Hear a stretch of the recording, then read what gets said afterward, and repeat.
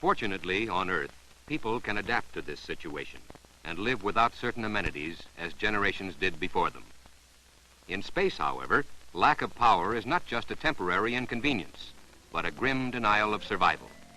For our astronauts depend upon sensitive equipment, systems of high sophistication, bound and ruled by one single matter of life and death: the need for energy, power, continuous and uninterrupted, for days, months, or better still, years. True, solar cells can operate some unmanned missions, and fuel cells can take us briefly to the moon. But the moon is near at hand compared to other planets in our solar system. Close or far in space, man must take his Earth environment along, and if you can't take it with you, you just don't go. Of course, simulating the Earth's environment is by no means a new idea. Crews of nuclear submarines live in health and comfort for months at a time, submerged in an alien and hostile environment. This is possible because their nuclear power system operates continuously for long periods of time. Space voyagers, too, need this kind of power. And that's where SNAP-8 comes in, a program to study the technology of converting nuclear energy into useful electricity for space exploration. The present SNAP-8 system is designed to operate for over a year, providing sufficient power to meet the needs of 125 Earth-bound Americans. In space, this means oxygen, drinking water, air conditioning, lighting, and communication. In short, SNAP-8 is providing the technology for the maintenance of equipment and sustenance of life.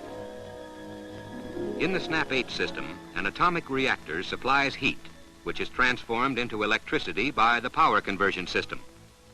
Some of the principal SNAP-8 components are a boiler, condenser, turbine and associated alternator, a container holding electrical controls, expansion reservoirs for the various system loops, and pumps. Heat from the nuclear reactor is absorbed by a liquid alloy called NAC, which is composed of sodium and potassium. While passing through the reactor, the alloy is heated to about 1,300 degrees Fahrenheit. This heat is transferred to a boiler before the NAC returns to the reactor to be reheated. This is the first of several interrelated loops which make up the SNAP-8 electrical power system. Of course, future developments could employ another nuclear heat source, radioisotopes, in place of the reactor. The second loop is filled with liquid mercury, which is vaporized in the boiler by the heat released by NAC loop number 1. These mercury vapors drive the turbine alternator, producing electrical power. After driving the turbine, the vapors are recondensed into a liquid. The liquid then returns from the condenser to the boiler, completing loop number 2. Because NAC is an effective heat absorber and coolant, it is used in a third loop to carry the excess heat given off by the mercury to a radiator, where it is dissipated into space. A fourth loop, filled with oil, is provided to cool the components and lubricate the bearings. This combination of closed loops permits materials to be used over and over again, making such power-producing systems capable of continuous operation for months and even years. Development of the SNAP-8 electrical power conversion system is now in progress at Aerojet General's von Karman Center under direction of the National Aeronautics and Space Administration. Simultaneously, development of the nuclear reactor is underway at Atomics International for the Atomic Energy Commission. The Aerojet Test Complex is the center of all non-nuclear SNAP-8 testing activities. Here, massive heaters supply the thermal energy, which in space will be supplied by a compact nuclear reactor. Each heater brings NAC liquid alloy to high temperatures, while pumps and pipes transport it to the test bays where it is used to test SNAP-8 components. The complex is a maze of closed loops and sealed parts. Only instrument readings indicate that tests are going on, all different kinds, such as the recently completed 3,000-hour hot test of the NAC pump, shown here. For not only must designs be evaluated and improved, but the materials themselves must be studied, as they are subjected to high temperatures, low pressures, and radiation for months on end. The components for these and future tests are fabricated and assembled in special dust-free clean rooms, for even a little dust can cause parts to fail. Thus, SNAP-8 is not a paper study, but a very important advanced technology program based on well-established principles. Here, consoles monitor SNAP-8 test hardware during development tests and endurance runs.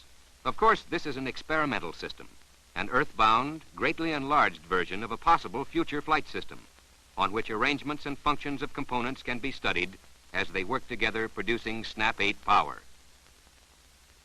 Today, successful proof testing of individual components has led to a progressive buildup of a complete power conversion unit, a necessary step before integrated testing with the reactor.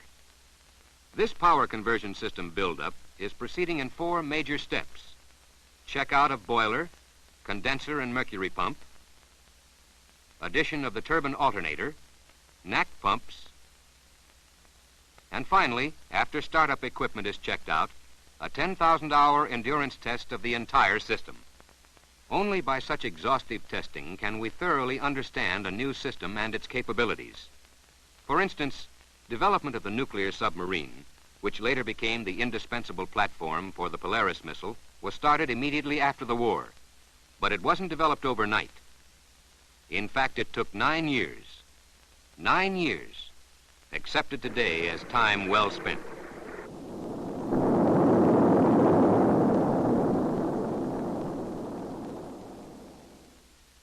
SNAP-8 technology needs this same kind of long lead time. For when a system must be built to operate for years, its basic concept and the actual hardware must be proven by years of testing. And when lives of men are at stake, one dares not and does not take risks. SNAP-8 is the only major technology program of its kind conducted today. Obviously, future space missions and their associated power supplies must be planned years in advance. The knowledge gained from the SNAP-8 program will allow them to become realities. The desirable features of nuclear systems make them candidates for many kinds of missions. One of the earliest applications might be for TV satellites capable of broadcasting educational and informational programs directly to homes all over the world. Large orbiting space stations could use nuclear electric power to support Earth observation and space research, or make them useful springboards for deep space exploration. Permanent bases on the moon would also require large quantities of power to bore into and thoroughly explore the lunar surface. And as we continue to reach farther and farther into space, requirements for life-sustaining and equipment-maintaining power will become progressively heavier. All this may be nearer than we think. 10 years ago, the moon looked very far away, and yet today it is not only a realistic goal, but the focal point of our national space effort. And just as our present objectives exceed those of a decade ago, so our goals for 1975 are likely to exceed any predictions we make now. But whatever our goals, we will need the technology being built today in the SNAP-8 program.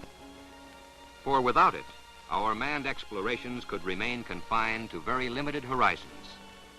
If space is this century's frontier, we must recognize that compared to the great voyagers of the past, we are barely out of port. But to travel beyond our Earth and its companion satellite to other planets in our solar family, we must have a continuous source of substantial electrical power for months, or better still, years. SNAP-8 technology can supply this power.